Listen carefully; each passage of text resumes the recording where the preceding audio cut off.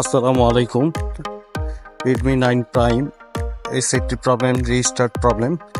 সেটটি চার্জে লাগায় রাখলে সেটটি ফুলফিল ভালো থাকে, চার্জ থেকে নামাই নিলে সেটটি প্রবলেম করে, হয় বন্ধ হয়ে যায়, ক্যামেরায় গেলে বন্ধ হয়ে যায়, ফোন দিতে গেলে বন্ধ হয়ে যায়, আবার অটোমেটিকলি আবার চালু হয়, কোনো কিছু করতে গেলেই বন্ধ হয়ে যায়। তো এটার সমস্যার সমাধান হচ্ছে ব্যাটারির সার্কিটের মধ্যে একটা অ্যাম্পিয়ার রেজিস্ট্যান্স আছে, এই রেজিস্ট্যান্সটা তুলে ফেলতে হবে।